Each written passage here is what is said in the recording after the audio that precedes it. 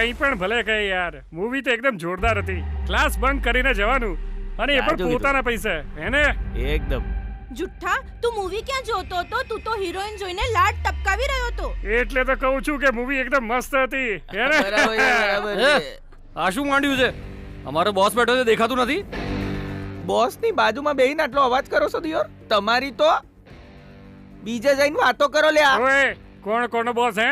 આની દાદાગીરી હવે નહીં ચાલે.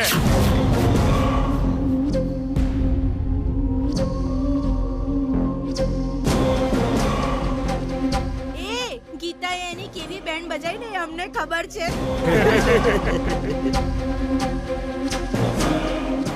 તમારા બોસ નો તો બ્લાસ્ટ થઈ ગયો છે. આર્યા પછી પણ કોલેજમાં આવી ગયો છે, અને તો શરમ આવી ગઈ.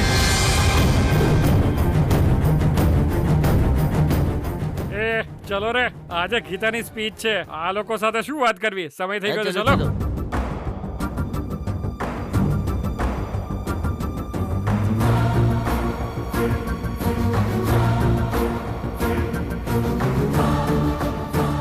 આ બધું શું છે યાર? એ આખી કોલેજ તને સેલ્યુટ કરીને તારાથી 1 કિલોમીટર દૂર ઊભી રહેતી હતી, પણ પેલી આ હાળી ગીતાએ બધું જ બરબાદ કરી નાખ્યું. યાર, તને જોતા જ પોતાનું માથું ઝુકાવવા વાળા લલ્લુ પંજુ લોકો આજે તારી જ સામે તારો મજાક ઉડાવી રહ્યા છે, અને આનું કારણ ગીતા છે. વિજય, તારી વાર્તા તો પૂરી થઈ ગઈ યાર. એ ગીતાએ તને મસળી નાખ્યો હો. વિજય, તારી આ કોલેજમાં હવે કોઈ ઇજ્જત નહીં રહી દિયોર. It's gone.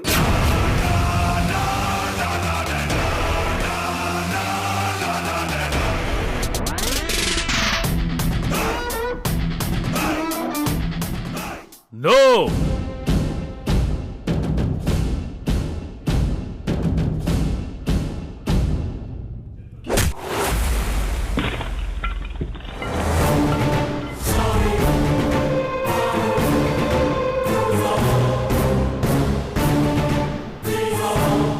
લોહી નીકળી રહ્યું છે યાર.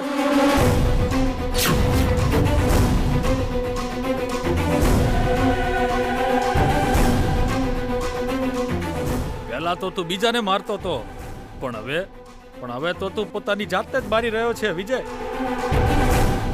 જલ્દી ચલો, ગીતા સ્પીચ આપવાની છે. કયા સબ્જેક્ટ પર? છોકરીઓ અશક્ત નહીં સશક્ત છે એ સબ્જેક્ટ પર.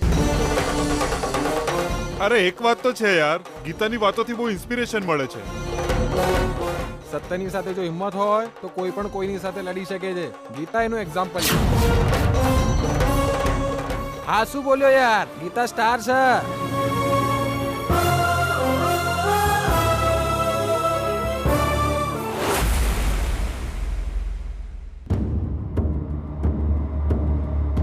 આ બધું હું સબિયાના એક પછી એક બધી બાજી હારતા હું તને નહીં જોઈ શકતો બિયાના. એટલે વિજયની બાબતે તું હારી જઈ બિયાના. અને સાચું કહું તો આજ લગી મેં ઘણીવાર જોયું છે કે તું હારવા આવી હોય તોય કોઈ દાડો હાર નહીં માનતી, અને તારા આત્મવિશ્વાસથી હારેલી બાજીએ જીતીને બતાવશે.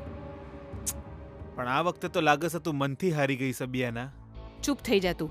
ઓલી બાજુ તારો વર ચોગાન છગ્ગા મારે છે અને તને મારી વાતો કડવી લાગે છે. તારો બધો કંટ્રોલ આ ઘર પરથી એક જ સેકન્ડમાં જીજુના હાથમાં જતો રહ્યો. દેશમાં જેમ કોરોનાની ઇફેક્ટ થઈ રહી છે એમ આ ઘરમાં ગીતાની ઇફેક્ટ થઈ રહી છે. પરિસ્થિતિ જોતા મને એવું લાગે છે ગુરુજીએ કહેલી એક વાત સાચી પડવાની છે. જોજે બેના. નો, એવું નહીં થાય. એવું નહીં થાય એવું કહેવા માટે તે એવી તે કેવી તૈયારી કરી છે બેના? જીજુ તારી હાથે તો હરખી રીતે વાતે નહીં કરતા અને તારી બધી વાતને ડાબા હાથે લેશે. વિજય પર તો બધી વાતે રોકટોક લગાવી દીધી છે. આખરે આ ઘરમાં બધી હાલત જોતા મને એવું લાગે છે કે તારી હાલત તો આ ઘરમાં સ્ટોક માર્કેટમાં ધબર કોવડ્યો હોય ને એવી થઈ ગઈ છે. હું કરે નાવું બેના?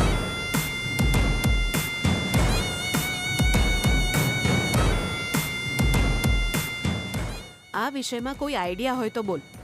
બેકારમાં અહીં તેની વાત કરીને મારું માથું ના ખાઈશ. અરે હવે આ મારે તને શીખવાડવાનું બેના.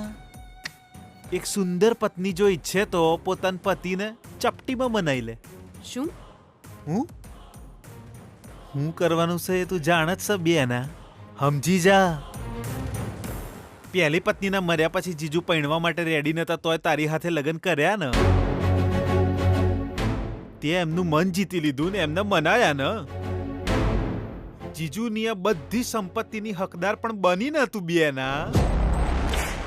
ખાલી પૈસાની લાલચ માટે જ નહીં પણ મુશ્કેલીમાં પણ એમનો સાથ આપવામાં તને જીત મળી જ ને બેના.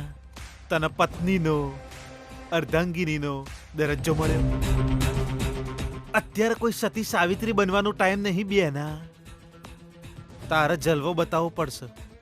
એટલે અરે આવું બધું હું તને ખુલ્લેઆમ ન સમજાઈ શકું બેના. જો વાત ન સમજ, તારી અદાઓનો ઉપયોગ કર. પ્રેમ બાણ એમના પર છોડ. પ્રેમાળ નારી બધા પર ભારી, ચલાવતું તારી નયન કટારી. તાર જ થશે જીત તારી. હારી રીતે વિચાર, હારી રીતે વિચાર માર બેના.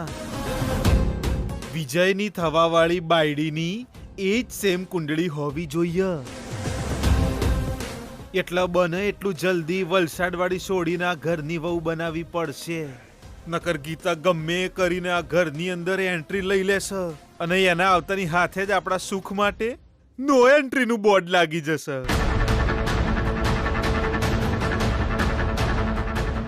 હવે તું શું કરીશ એ મને નહીં ખબર બેના, પણ જીજુને ઘરે આવતાની હાથે જ પટાઈ લે. 2000 કુંડળીઓમાંથી આપણે સિલેક્ટ કરેલી કુંડળીવાળી છોડીના મા બાપને આઈકન બોલાવી લે અને વિજયને એની હાથે પૈણાઈ દે. નકર ગીતા જો આ ઘરમાં આવી જઈ તને કોઈ નહીં બચાઈ શકે. અને આ વાત હું નહીં કહી રહ્યો, આ વાત તારા ગુરુજીએ કહેલી. એ દાડે તો છોડીના મા બાપને દાડો હારો નહીં એવું કહીને પાછા મોકલી દીધેલા.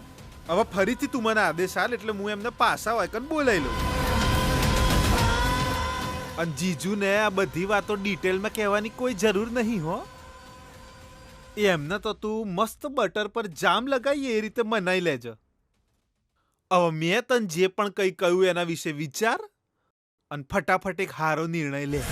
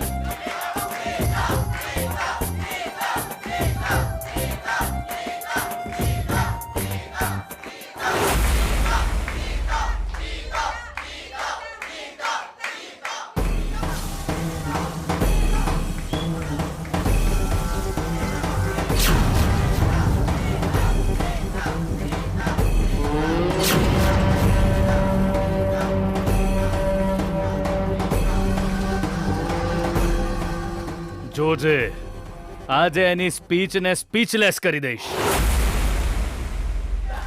Thank you. Please sit down. બધા બેસી જાઓ.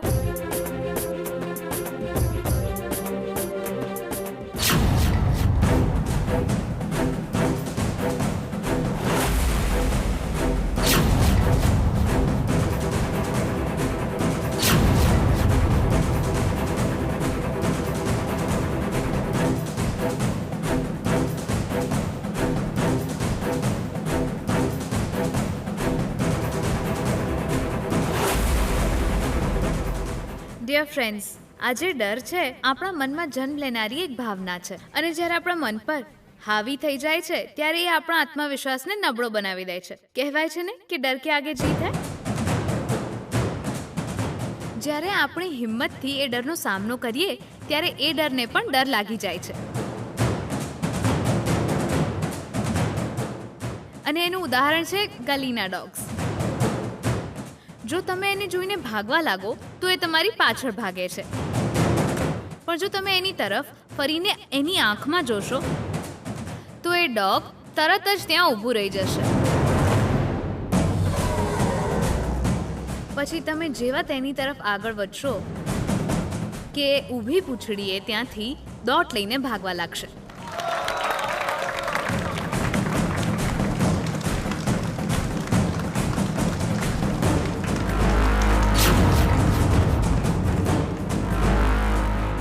વિજય એ તને ડોગ કહી રહી છે યાર.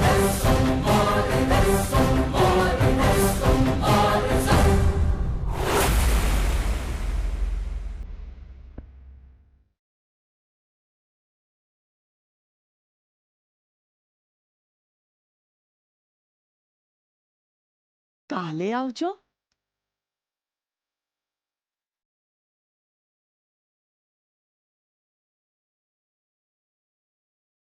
જી આ શું કરી રહ્યા છો? એ કાંઈ નથી રહ્યું કે શું? કાલે આવજે. કેમ જી આપણા ઘર પાસે ભૂત પ્રેત આવી ગયા છે કે શું? જેને ભૂત પ્રેત પિશાચનો ડર હોય એ આ બધું પોતાના દરવાજે લખે છે, પણ તમે કેમ લખી રહ્યા છો? તો બીજું શું કરું? દુનિયાભરની બધી જ ખરાબ શક્તિઓને મારું જ ઘર મળ્યું છે, જ્યાં એ લોકો પોતાનો તંબુ બાંધીને રહેવા લાગ્યા છે. પોતાની માન મર્યાદાનો વિચાર કર્યા વિના ગીતાને લોકો સાથે લડવાની આદત પડી છે. એને કેવી રીતે રોકવી એ સમજાતું નથી સુશીલા. જો આ બધું ખતમ ના થયું તો એક દિવસ આપણે ખતમ થઈ જઈશું. પણ તમે આ વાતો પર ક્યારે ભરોસો નહોતા કરતા. શું કરું સુશીલા? મારી અંદરનો વિશ્વાસ ડગમગી રહ્યો છે સુશીલા. મારા વિશ્વાસને શ્વાસ લેવામાં તકલીફ પડી રહી છે, એટલે અંધવિશ્વાસ હાવી થઈ ગયો છે. જી પરિવાર પર ભરોસો કરો, એવું કઈ નહીં થાય. કર્યો તો હતો. મારો પરિવાર મારી વાત સાંભળશે એવો ભરોસો હતો, પણ શું થયું? તારી દીકરીએ દગો કર્યો. સ્પોર્ટ્સ રમવા ના જતી કહ્યું તું, છતાં ગઈ. મને એમ હતું કે મારી પત્ની તો મારાથી જુઠ્ઠું નહીં બોલે, પણ એણે પણ દીકરી સાયકલ પરથી પડી ગઈ છે એવું જુઠ્ઠું કીધું.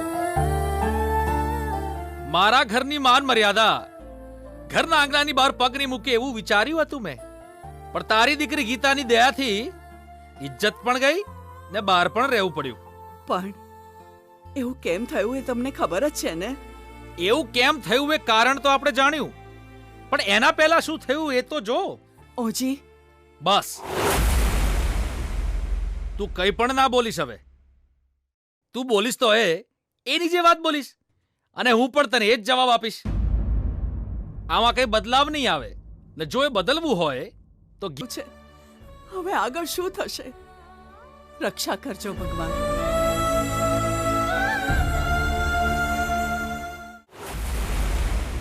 વિજય, હવે તો શું કરીશ? મારી ઇન્સલ્ટ કરીને હજુ સુધી પેલીનું મન ભરાયું નથી. પહેલા મારા પપ્પાની સામે મારું અપમાન કર્યું, હવે આખી કોલેજની સામે મારું અપમાન કર્યું. એ માથું ઊંચું કરીને ફરવા લાયક નહીં રહે એવા હાલ કરીશ. પણ તું શું કરીશ? જોતા રહો. એવું કંઈક કરીશ કે બધા જોતા રહી જશે.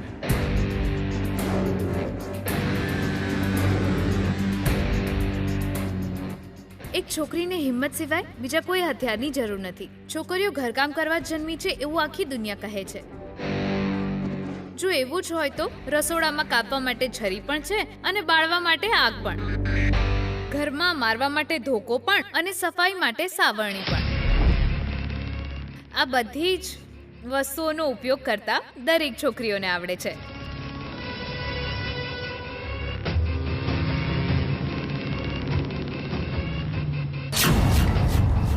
પોતાના ઘરને સંભાળી શકે એ સ્ત્રી ક્યારેય અબળા ના હોઈ શકે.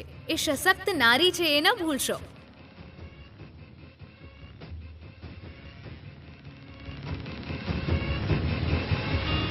કોઈ મહાન વ્યક્તિએ બહુ સારી વાત લખી છે, નિંદા થવી જ જોઈએ. નિંદા કરવા વાળા તો હોવા જ જોઈએ. એવા લોકો હોય તો જ ગુણોની કદર થાય છે. એટલે નિંદા થવી ખૂબ જ જરૂરી છે.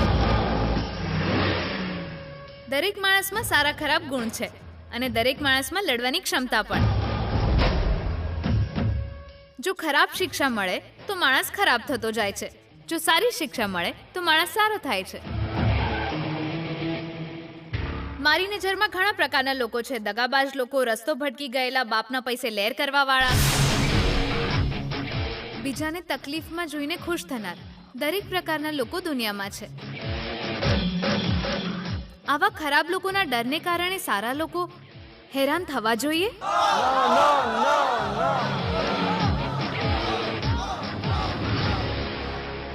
આપણે બધા એક થઈ જઈએ તો પણ પૂરતું છે. આવા લોકોને પાઠ ભણાવી શકીએ છીએ.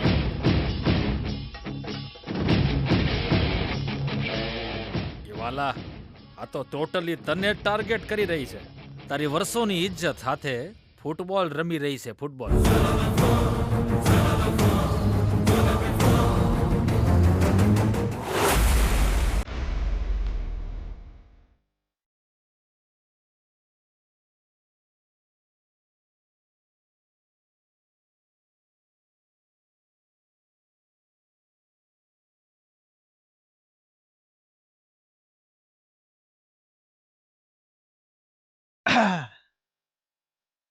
હું થયું બેના? બહુ રિલેક્સ મૂડમાં લાગે છે. Vote happened? કોક વિચાર્યું કે હું તે? મેં એક નિર્ણય કર્યો છે.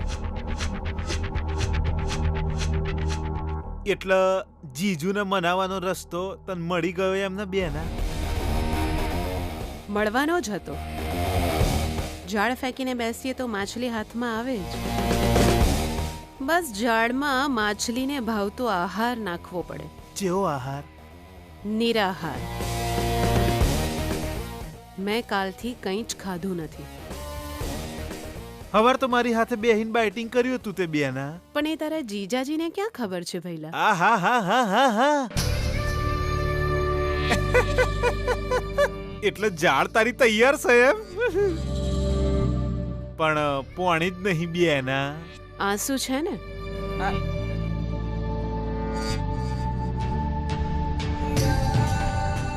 બેના, પર્ટિક્યુલરલી આ વાત જરા મને સમજણ ના પડી. આમાં સમજાય નહીં એવી વાત શું છે? ભલે ને કોઈ પણ યુગ હોય, સ્ત્રીએ રડવું જોઈએ. સીતા માતાના રોવાથી રામાયણ શરૂ થઈ હતી અને પછી દ્રૌપદીના રડવાથી મહાભારતના કુરુક્ષેત્રમાં યુદ્ધ છેડાયું હતું. હવે વિચાર, જો હું રડું તો?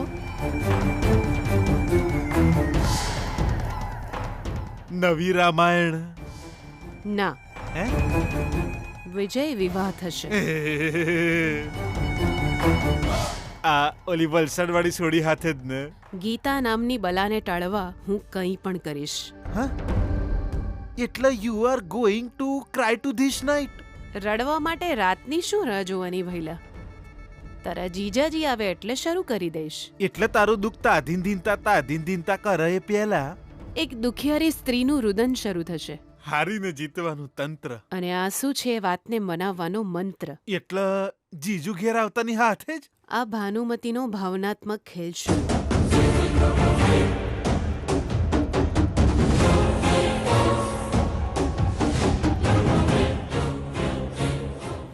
ડરવાવાળો ઉંદર, ત્રાટ પાડનારો સિંહ બંને આપણી અંદર જ હોય છે. આપણે કોને બહાર બોલાવીએ છીએ એ નિર્ણય પર જ આપણી જિંદગી નિર્ભર હોય છે. આપણે હંમેશા આપણી અંદરના સિંહને જગાડતા રહેવું જોઈએ.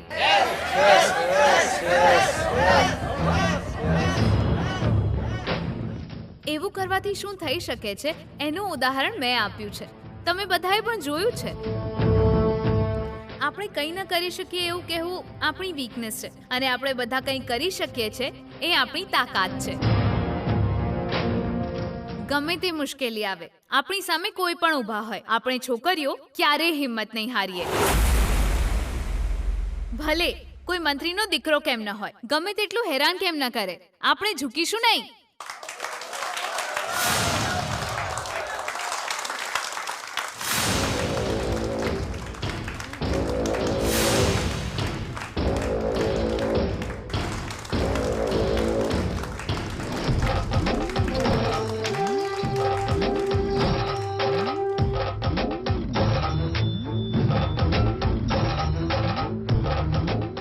ઝુકેશ.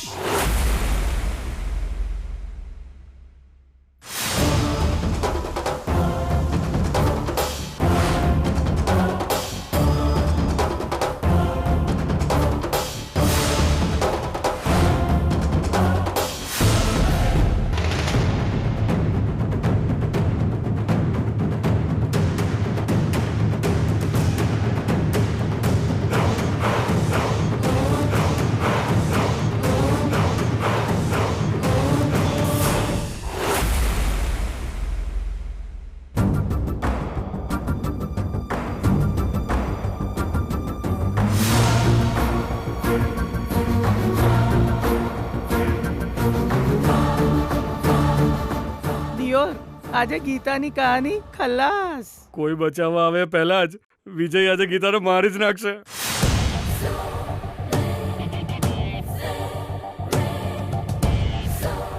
અપમાન પણ બહુ થયું છે વિજયનું. જો વિજયની જગ્યાએ બીજું કોઈ હોત ને તો અત્યાર સુધી ફાંસી લગાવી લીધી હોત.